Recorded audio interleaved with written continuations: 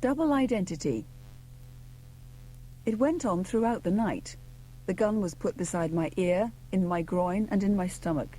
They told me exactly where my children went to school, their movements and my movements, and that if I was foolish enough to go to the police, then they had plenty of friends who would send a little explosive parcel through the post. In between all these threats, there was the constant reminder that they were going to take my family away from me and that I might never see them again, and that it would be my responsibility. These are the words of a father who, along with his wife and 2 children, was the victim of a vicious crime in 1991. Terry Allen, as we shall call him, was also implicated in this crime. Terry was born in 1964 and had lived in Ipswich in Suffolk all his life. He was unemployed and very short of money. He had been a small-time crook for many years. Stealing had become a way of life, the means of providing for his wife and 2 small children.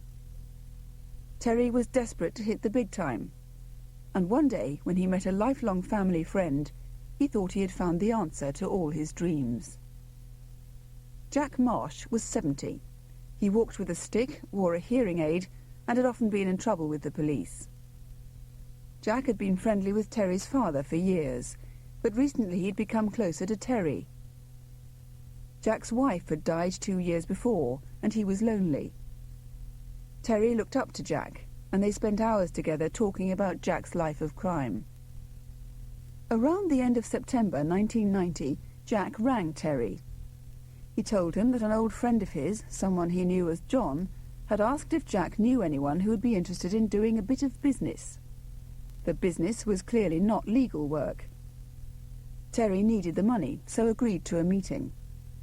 About an hour and a half later, Jack picked him up in his car and drove him to a pub in Ipswich. When Terry first met John, he noticed his foreign accent, German or Dutch. He handed Jack some tokens for the fruit machines, and John and Terry sat down. Terry recalls, "John asked me about myself, in particular about the types of crimes I'd committed and the prison sentences I'd served. When I told him that I'd been in detention centres for 3 to 4 months, he seemed surprised. He said I wasn't the type of person he was looking for, but he wrote down my telephone number in code in a small dark-coloured book. On the wall of the bar there was a mirror that carried a brewer's advertisement, Tolly Cobbold. John glanced at it and told me that if he called me he would use the word Tolly. He said that he himself was interested only in crimes that netted him at least £100,000, and he mentioned Tesco's supermarket in Ipswich as a possible target. Terry was impressed with John and liked him. John was over 6 feet tall, in his late 30s, with short, straight, mousy hair. He was athletically built and spoke of his love of mountaineering. He smoked hand-rolled Golden Virginia cigarettes. Terry had never met anyone like him before. On the other hand, Terry didn't think he'd made much of an impression on John. A few weeks later, however, the phone rang. John asked Terry to find out the name of the manager at Tesco and the type of car he drove. Terry did not know what kind of business John had in mind. He thought perhaps John was planning to rob a security van when it made its delivery. Terry telephoned Jack, who agreed to help him. The 2 men drove to the Tesco supermarket and sat in the car park. They identified the manager, who got into a red Rover. They wrote down the car's registration number and tried to follow him, but they lost him as he was heading off towards Colchester. John rang again and said that he was coming to Suffolk. Jack agreed to collect him and bring him to Terry's house. When the 3 men met, Terry gave John the registration number of the Red Rover. John appeared pleased, but then his mood changed. He warned Terry and Jack about his hatred for grasses, criminals who blow the whistle on other criminals, and spoke of one grass who'd been punished with a face full of acid. The atmosphere suddenly turned sour. Terry was worried. The conversation was clearly aimed at him, and he was left under no illusion about what would happen to him if he went to the police. He was frightened, not only for himself, but for his whole family.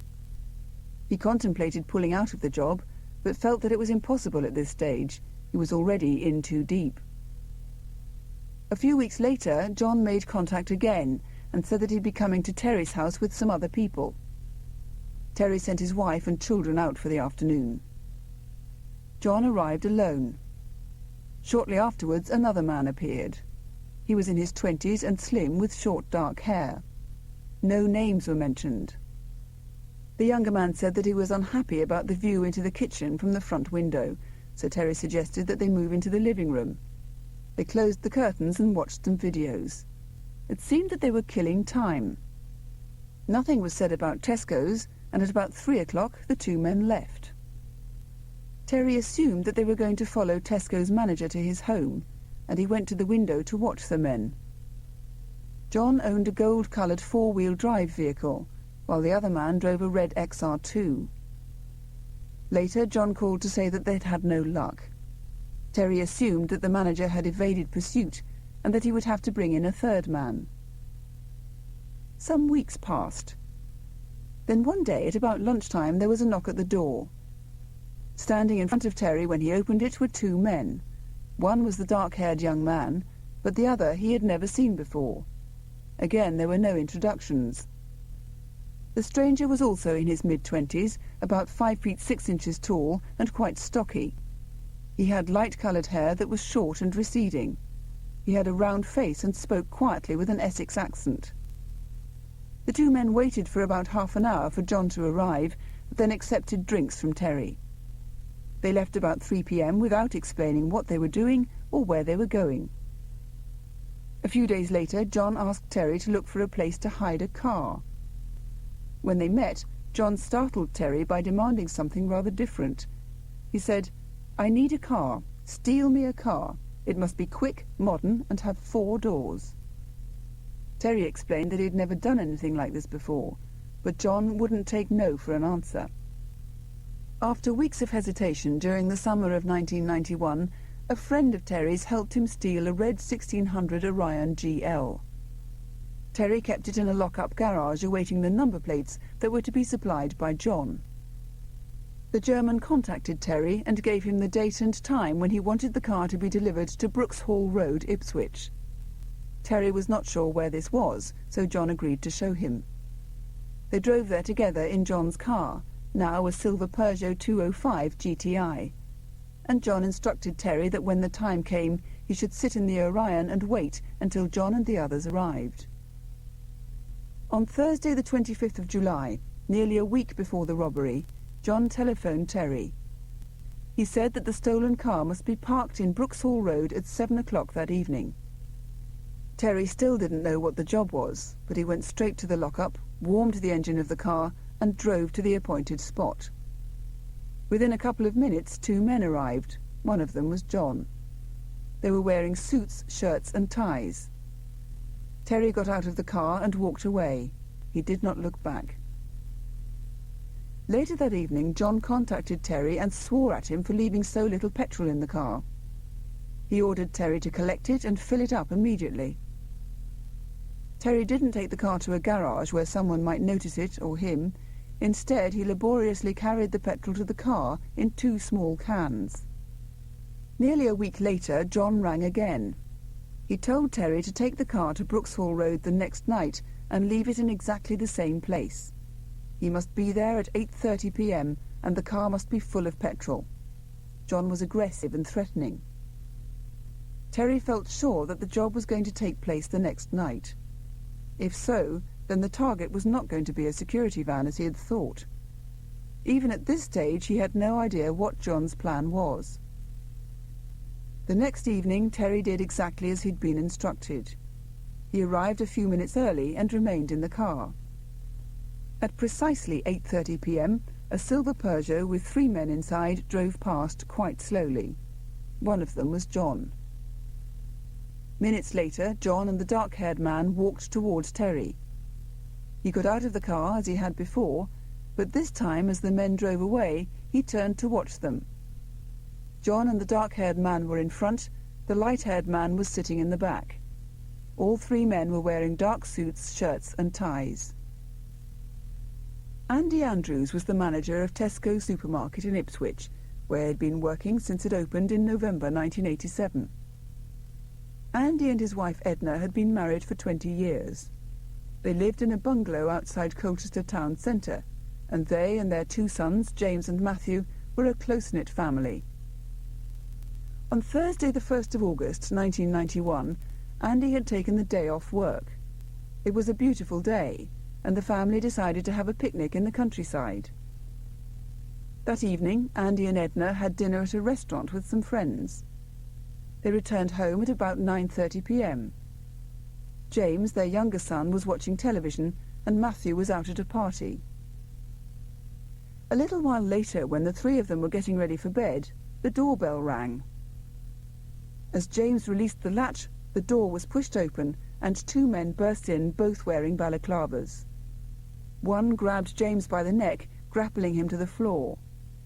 Andy shouted to the man to leave James alone and raced downstairs, but he was shoved against the kitchen door and found himself looking down the barrel of a shotgun. There followed a series of questions. Were they expecting anyone to telephone? Were any neighbours likely to drop in? When was Matthew due back? All the while, the family were told to keep their heads down and their eyes shut. They heard Matthew drive up to the house and park the car outside. As the front door opened, Andy, with a shotgun pointed at his head, was told to act normally. He shouted to Matthew to come into the kitchen, and when his son turned to face his father, he saw a figure coming out of the darkness of the dining room with a shotgun and a belt of ammunition around his waist. Matthew was taken into the main bedroom where his mother and brother were lying bound on the bed. His own ankles and wrists were tied, and he was made to lie on the bed next to his mother. Downstairs, meanwhile, Andy was told that if he did not cooperate fully with the gang, his wife and children would be killed. The men made it quite clear that they had killed before and would readily do so again, and the bodies might never be found. Andy was poked and prodded with the barrels of their guns, and they amused themselves by brandishing their weapons behind his head. He was terrified. The men explained that the next day Andy was to go to Tesco and collect the takings from the safe. In other words, he was to rob his own store. He then had to drive, with the money in the boot of his car, to a nearby DIY store, leave the car there, walk to the railway station, and wait for further instructions. The latest he could leave the car was 3:30 p.m. If he complied, his family would be released unharmed. These instructions were repeated to Andy throughout the night. He asked if he could write them down to make sure that he didn't make a mistake, and the men agreed. At 5 o'clock in the morning, Edna, James and Matthew were untied, taken out of the house and forced into the back of Edna's car, while two of the men got into the front. Edna and her sons were told to keep their eyes shut and their heads down. They travelled for some time before the car stopped and the men got out. They produced some tape and string and once again bound the wrists and ankles of Edna and the boys. Two of the men left. The third one remained with them. He had a gun and a long kitchen knife, and he stood guard over the camouflaged car with its tightly shut windows as the day grew hotter and hotter. Terry woke with a start. It was 6:30 a.m. and someone was banging on the door. He ran to the bedroom window and looked out. John was standing on the doorstep, holding a black bag and what appeared to be a couple of pillowcases. As Terry began to shut the door, John shouted, "Leave it, matey's coming." A few minutes later, the dark-haired member of the gang arrived. They emptied the contents of the pillowcases onto the floor. Suits, shirts, shoes, and a dark-coloured wig fell out, along with string and parcel tape. John said to Terry, "Whatever happens, everything has got to be burned." In another bag was a double-barreled shotgun and cartridges. John said, "Hide it. I'll collect it in a few days." Both men went upstairs to have a wash and a nap, and Terry made a bonfire. The two men woke at about 1:30 p.m., had a drink and left. About an hour later they returned, clearly on edge. Neither man mentioned where they had been. John asked Terry for one more favour. He wanted him to drive a car. He also handed Terry a piece of paper that had the word Samaritans at the top and a telephone number. There followed a list of instructions that referred to a robbery at Tesco and the fact that the manager's family had been abducted. Terry was very reluctant to be involved any further, but John insisted. Andy Andrews drove into work that morning and tried to act as though everything was normal. The time dragged. He tried to do some paperwork but couldn't concentrate. During his lunch hour, he decided that he would have to confide in a few of his staff, as he couldn't run the risk that someone might discover that the money was missing and raise the alarm before the gang had been given an hour's start, as agreed. He asked for his colleagues' help and told them that as soon as he knew that his family was safe, he would ring 999, and that if they hadn't heard from the police by 5 p.m, they should raise the alarm then. Andy got into his Red Rover and left the store at 3:05 p.m. He had with him a security guard, because it crossed his mind that the police might not believe him. He drove as instructed to the DIY store and parked the car. He left the money in the boot and made his way to the railway station. And his family had no idea how long they were going to be imprisoned in the back of the car. On several occasions they asked for a window to be opened. Edna remembers, "I was convinced they would kill us because we had seen their faces. We weren't allowed to move. If we did, the man guarding us would threaten to kill us. The heat was unbearable." And in all this time, Edna, James and Matthew had been allowed to share one glass of water between them. Then a car horn suddenly sounded several times in rapid succession. It was about 3:20 p.m. Edna and the boys saw their guard run down a path in the direction of the blaring horn. He disappeared. When they thought they were safe, Edna, James and Matthew untied their wrists and ankles and climbed out of the car. They walked stiffly to the main road, where they found a builder's yard. Edna telephoned the police from there. Terry, meanwhile, was making his way towards a car in the car park of a DIY store on the outskirts of Ipswich. It was the Red Rover. He'd never driven an automatic before, and he had some difficulty manoeuvring it. As he pulled out onto the main road, still having trouble with the controls, he caught sight of John's silver Peugeot in his rearview mirror. John was waving at him out of the window, silently instructing him to go faster. Gradually, as he became more familiar with the controls, Terry speeded up, and they drove for about 18 miles before John indicated the car park of Sainsbury in Colchester, and they pulled in. John walked round to the boot of the Rover and told Terry to open it without his gloves on. Terry refused, as he realised that John wanted him to leave his fingerprints behind. When his own car was loaded with the money from Tesco, John drove off immediately. Terry did not see him again for many months. Andy Andrews waited at the railway station for nearly an hour. The deadline passed and no one turned up. He thought something had gone wrong, so he rang the police. "They told me that my wife and children were safe," he recalls. "I couldn't control myself. I just howled. I was so relieved."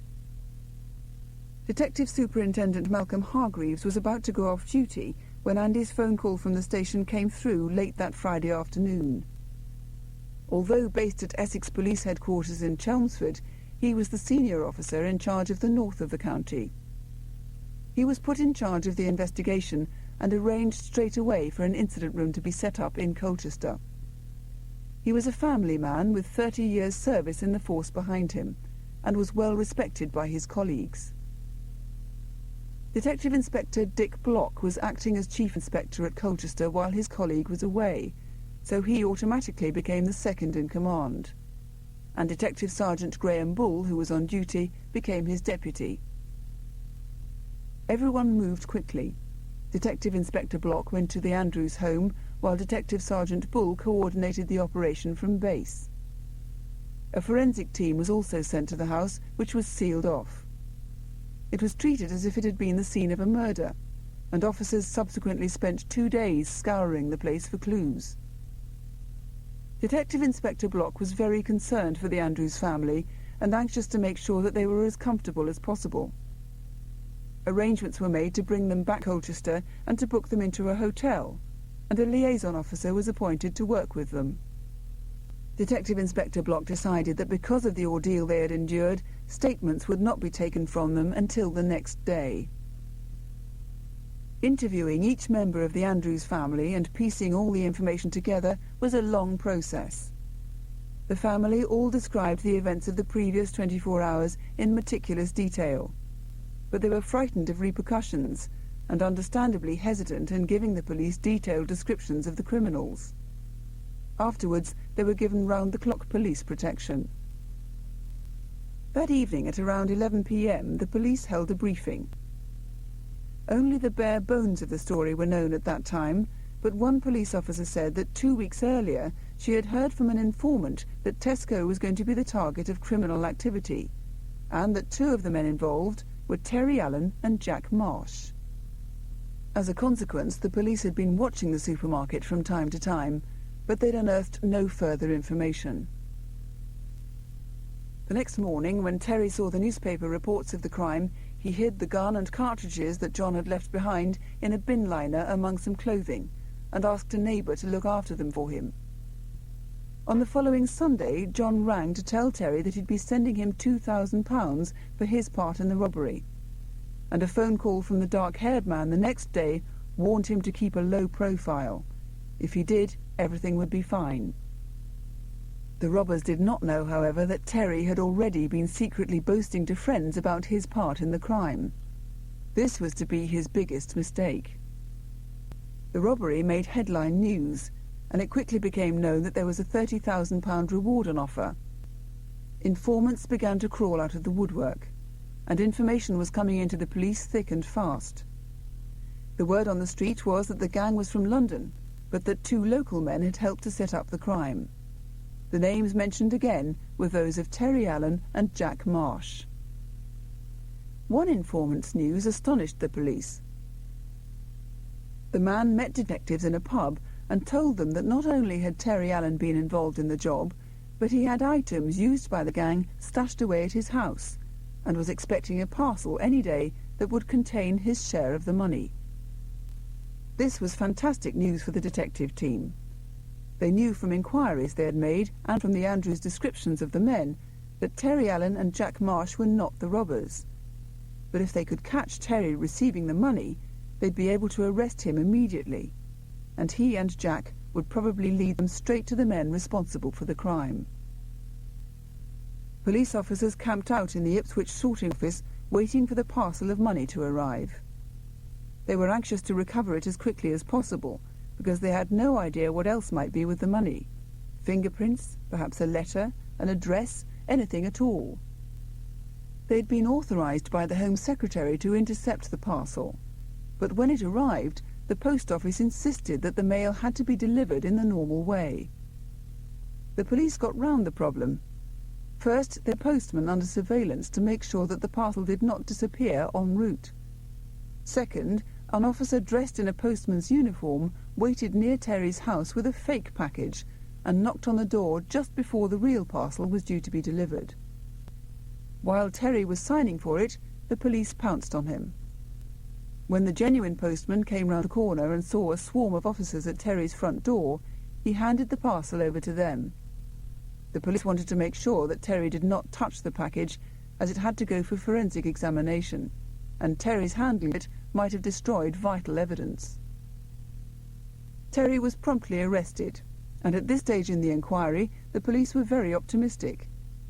They had arrested a number of other people, including Jack Marsh, and had recovered a gun. Now they had the package containing Terry's share of the money taken from Tesco. Detective Inspector Block and Detective Sergeant Bull had interviewed Jack Marsh, who had tried to arrange some kind of deal with the police in exchange for information. He admitted to introducing John to Terry Allen, but he gave little away, and the police were uncertain about how much he really knew.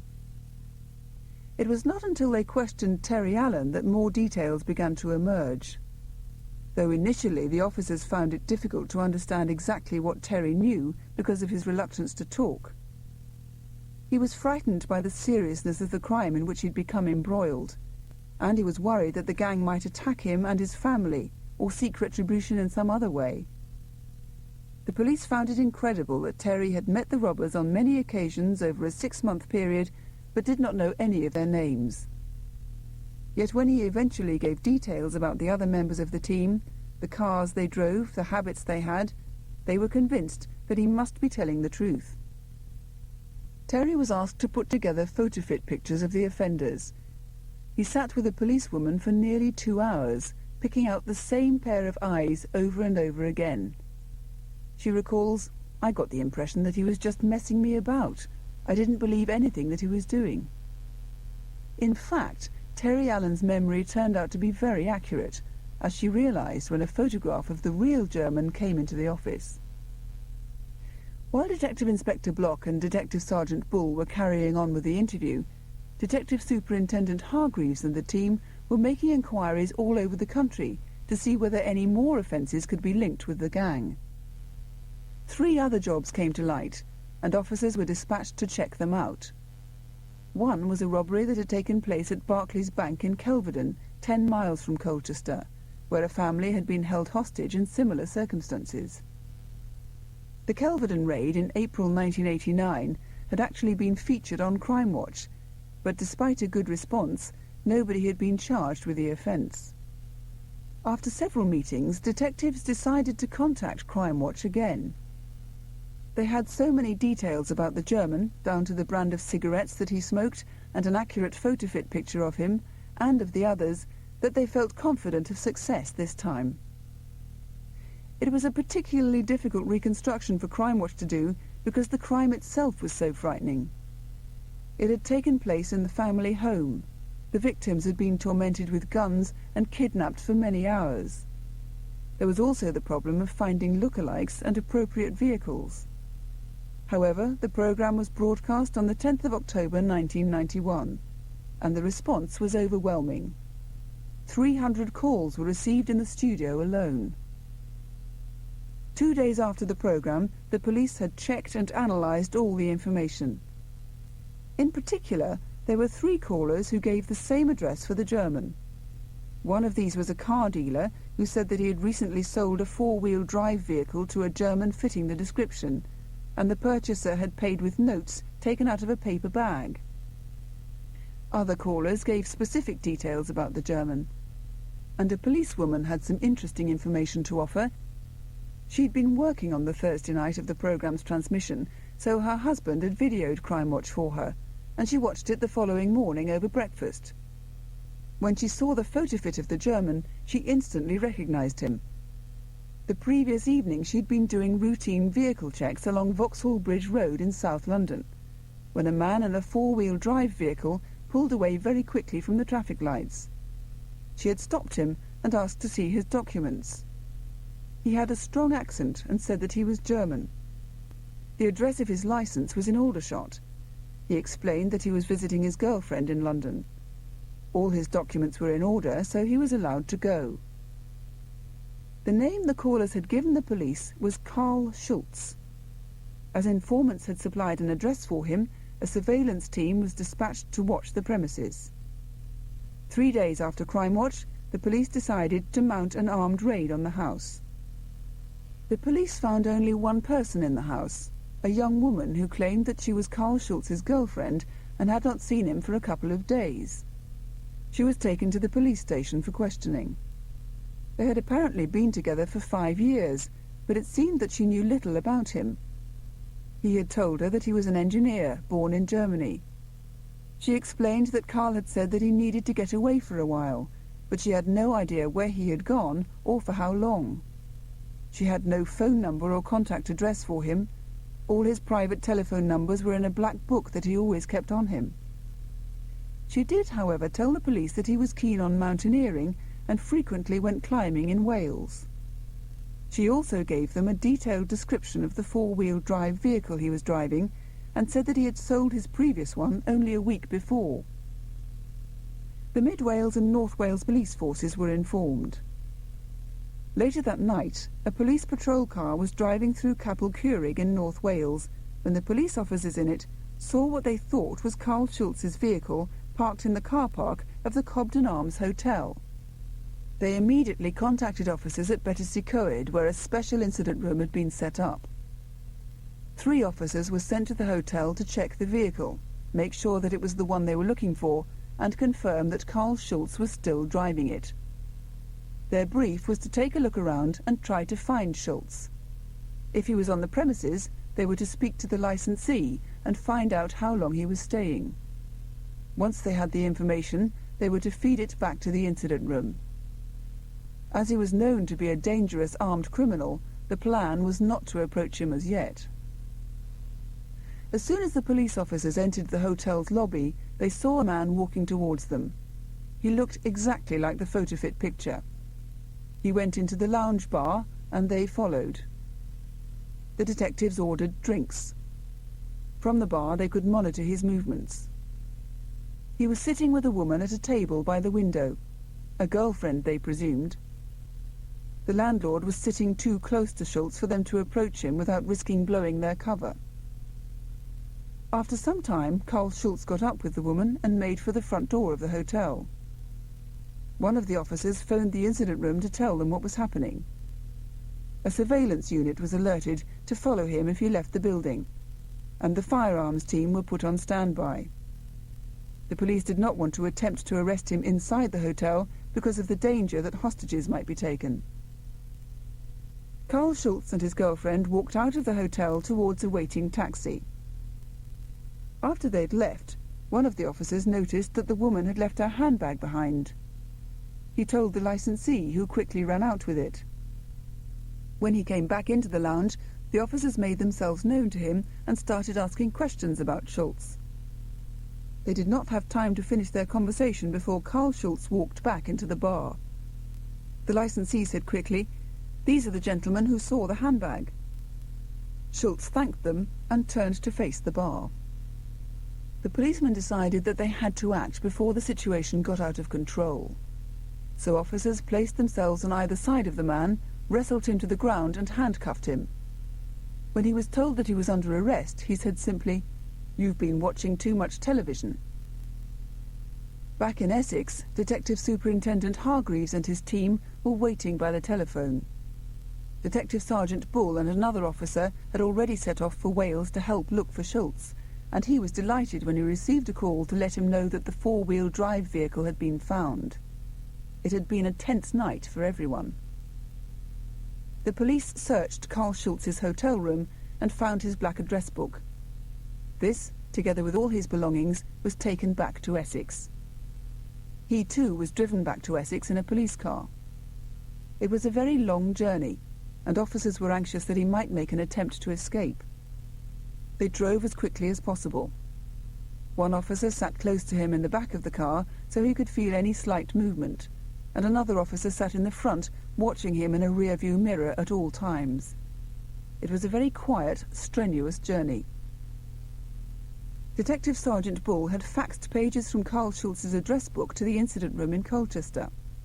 It took only a few hours to crack the code, and the police then had before them several useful names and numbers. They were particularly interested in an address in Southend, because Terry Allen had mentioned Southend in his interviews, although he could give no details. The police felt sure that the place had some connection with the robbers. Officers studying Schultz's address book had come across the 2 names Robert Moore and Sean Wayne.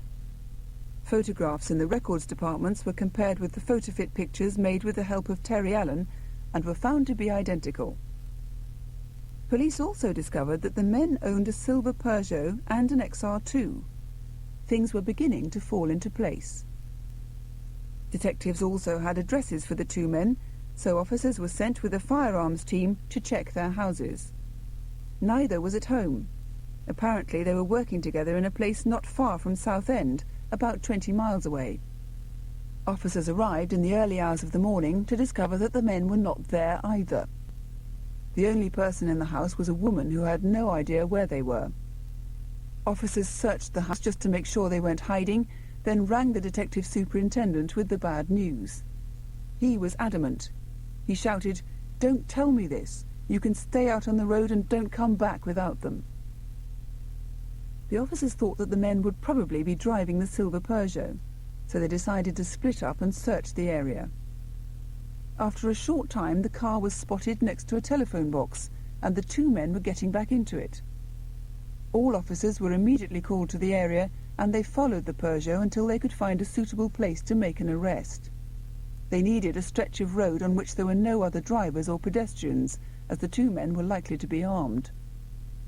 The silver Peugeot approached a T-junction on a quiet section of road. Looking around, the detectives thought that this was the opportunity they'd been waiting for.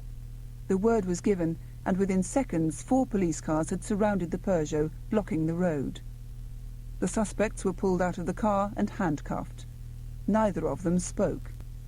Sean Wayne and Robert Moore were arrested and taken to the police station to be interviewed. Both men refused to answer any questions. Back at Colchester, the police had uncovered some extraordinary information about Carl Schultz. They learned that far from being a German, he was in fact John Calton from Sheffield, who had previously had a Yorkshire accent. He was one of 7 children and had not seen his mother for over 20 years. He'd been arrested before and charged with a series of building society robberies. He'd been found guilty and imprisoned. When confronted with these facts, however, John Calton always replied with a guttural no comment, even though his alias was now transparent. The police again interviewed his London girlfriend of 5 years' standing. All that time he had never revealed his true identity to her, and she had truly believed that he was German. As for his girlfriend in Wales, she had known him for only a few months and was amazed when she learned that he'd been arrested. She too had believed that he was German. He had told her that he was an only child, had gone to boarding school and was now an engineer. He behaved as though he was proud to be German and had even called his dog Bismarck.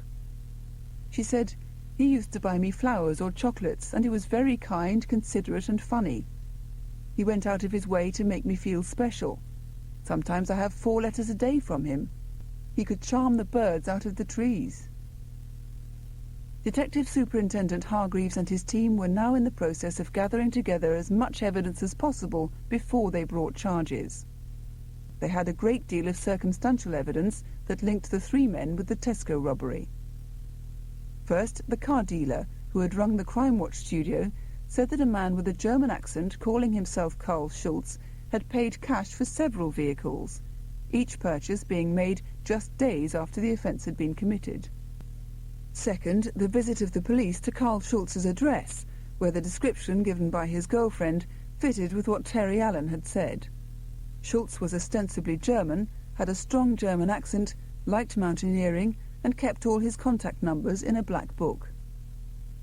Third, the fingerprints of Carl Schultz, Sean Wayne and Robert Moore had been found at Terry Allen's house. Fourth, witnesses had come forward saying they had seen 3 men dressed in suits in a red Orion. Fifth, the police had found a gun in Schultz's garage with Sean Wayne's fingerprints on it. Despite all this, the police had not one hard piece of evidence that put any of the 3 men inside the Andrews house or at Tesco. When they searched the house, they found no forensic evidence at all. No fingerprints, nothing. What was crucial now was an identification parade, so that both the Andrews and the family taken hostage at Kelvedon would have a chance to identify their assailants. If the victims were able to identify their attackers with certainty, that fact, taken together with all the circumstantial evidence, would, the police believed, provide them with a case. Detective Superintendent Hargreaves remembers what it was like for the investigating team on the day of the identification parade. "We waited in an anteroom while the witnesses filed past the men. We could see from a monitor everything that was going on. The atmosphere was really tense. It was the culmination of all we had been working towards, and none of us could be sure of the outcome." Edna Andrews was one of the first to walk along the line. Immediately she picked out John Calton, and there were screams of delight from the anteroom where the investigating team was watching and waiting. Both John Calton and Robert Moore were identified by one or another member of the Andrews family, and Calton was picked out by the Kelvedon family as well. Detective Superintendent Hargreaves and his team were delighted. The final piece of the jigsaw was now in place. He says, "It was an amazing investigation, the most satisfying inquiry that I've ever worked on." The case was heard at Chelmsford Crown Court during October and November 1992. Terry Allen gave evidence against his co-accused. Before sentencing him, the judge said, "I will bear in mind the assistance you gave at very considerable risk to yourself and very probably your family by having the courage to give evidence in court. I intend to make a drastic reduction in the sentence." Terry Allen was sentenced to 3 years imprisonment. When sentencing the robbers, however, the judge was relentless. He said, "Calton, Moore and Wayne, it is rare, fortunately, that I find I have men in front of me who are not only wicked, as you are, but also evil. The way you carried out these brutal and cruel robberies, the money in one sense pales into insignificance, and the kidnap, showed no mercy, and you can expect little from me." John Calton was sentenced to 25 years imprisonment. Because neither had been the ringleader, Sean Wayne and Robert Moore were given 20 years each. For the police, the job was now over. It was a tremendous result. For the victims of the ordeal, however, there is no respite. Their terrifying experience has scarred them deeply. Andy Andrews says that there are still things that happen to the family in the middle of the night or even during the day that remind them of that dreadful time in the summer of 1991. And there are sounds and smells that make a shiver run down their spines. The fear that they live with may diminish, but according to Andy Andrews, it will never go away.